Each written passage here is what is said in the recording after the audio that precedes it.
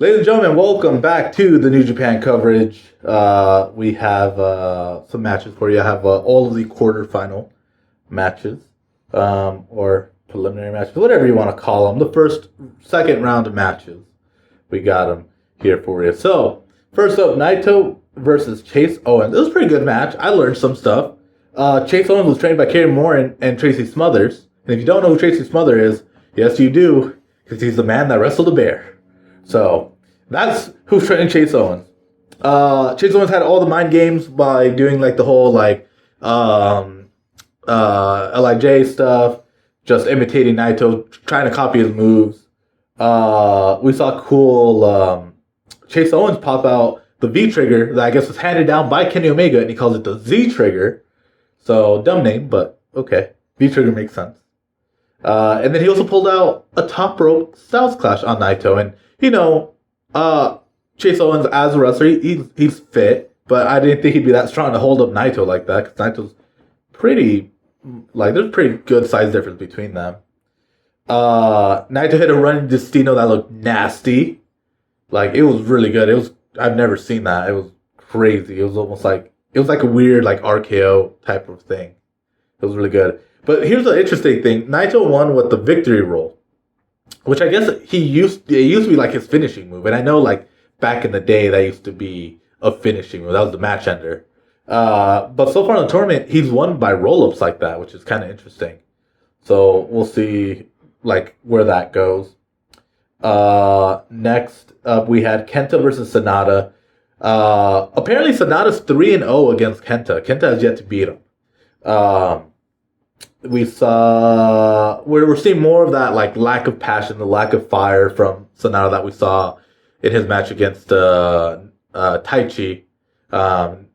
It's just it's almost like he's given up.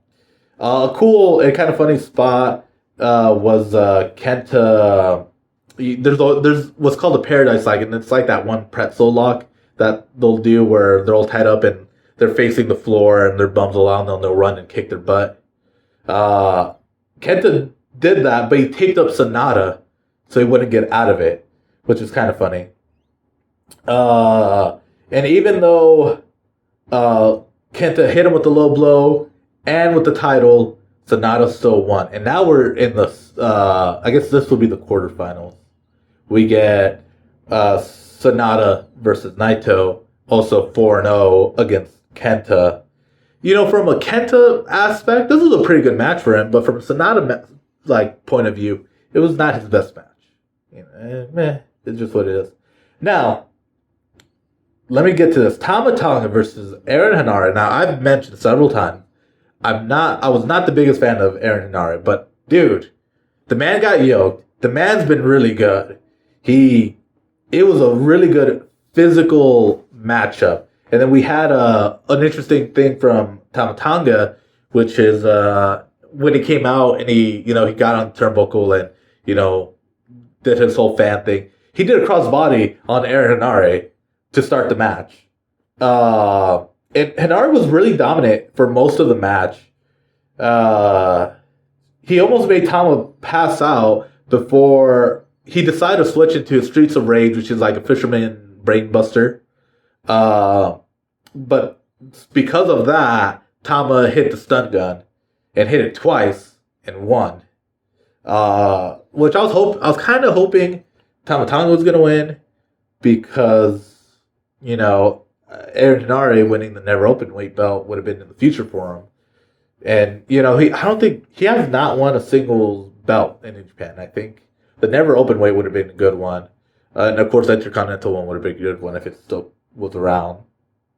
Next up, we had Kyle Fletcher versus Goto. People sleep on Goto a lot, and I slept on Goto. I forget that he's an IWGP Heavyweight Champion, and he's won the New Japan Cup 3 times. That's kind of crazy. We saw a pretty good like blend of styles with Kyle Fletcher being the more high flyer of the Aussie Open group, and then Goto being that strong, I wouldn't say tactical, but just that strong presence of a wrestler that he is. The cool thing is Goto, he showed his experience by like doing newer tricks, older tricks, doing new things that you've never seen. Like he pulled out a top rope sunset flip for a man like Goto. Like you would not expect that. Also in the match, I realized Kyle Fletcher had some really, really good kicks, like really strong looking kicks. And then Goto won after trapping Fletcher in the corner and hitting his, I think he calls it a GTR. Not really sure what it stands for, but it's like elbow drop neck breaker in a sense. So it's pretty good, and it looks good. Him doing it. Like there's some finishers that don't look good with certain wrestlers. Then we had Evil versus Jeff Cobb. Again, another good physical match, being two big guys. I've mentioned this before. Like we're gonna see a fight with these two big guys, and we did. We had a lot of United Empire versus House of Torture, which has been kind of a thing throughout the tournament, and we'll get into it in another video, but it continued to be a thing. Lots of shenanigans with people running into the match while the ref was down. At one point, we had a 4-on-1 attack on Jeff Cobb, which led to Evil winning the match. It works for House of Torture. Still is kind of a sucky finish because I would have rather seen Jeff Cobb win the match and then continue this whole dominance of United Empire, but we didn't. Then we had a very, very, very good match between Mark Davis and Will Ospreay. They're both the teammates and stablemates, very competitive. Seeing like Mark Davis wrestle reminds me so much of Stan Hansen. Like this man is like the modern day Stan Hansen. Like he has such a great lariat.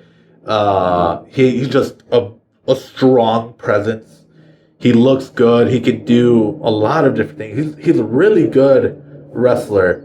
Overall great match. Ospreay wins, but Ospreay got injured in the match. He has a shoulder injury. And so he will be replaced by Mark Davis. And then we had Great-O-Khan versus Dave Finlay, and I'll be honest, this match was not very interesting to me. I zoned out a little bit in the match.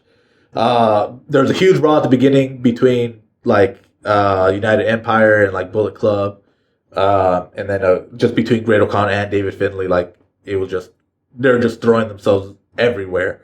But Finlay won. Finlay's been my pick now ever since Shingo lost in the first round. That he's gonna win because he's with Bullet Club. He's with Gato. Like mentioned before, Gato doesn't hitch his wagon to everybody. Everybody they has, it's been Okada and Jay White, which are two big wrestlers, and now it's David Finlay. So I'm very excited to see what happens with David Finlay going on into the tournament and everything. Final match was Zack Sabre Jr. versus Shota. It was interesting because Shota, when he went on Excursion, he went to Rev Pro. I want to say he won the British heavyweight title. I could be wrong about that, but the storytelling of the match is, can Shota out wrestle Zack Sabre Jr. in British style? And he can, because he picked up the win in this match. So does this mean Shota gets a TV title shot? Probably. Will he win? I don't know. Zack Sabre Jr. just won it in January. It's been about 2 months. When Shota will finally get his shot, it might be at Genesis, which is in April, which means he would have held it for about 4 months. So would it be time for him to lose it? I don't know. I don't know. I could see like a storyline between them where like they just try to continuously out wrestle each other and they just get to time limit draws. But we'll see. But that was it for the quarter of final matches. You'll see a video soon on the that was those matches. You'll see a video on the quarter final matches, which were very good. We'll get into that later. But yeah, hope you enjoyed the video. Like, share, subscribe, comment, and get fucked.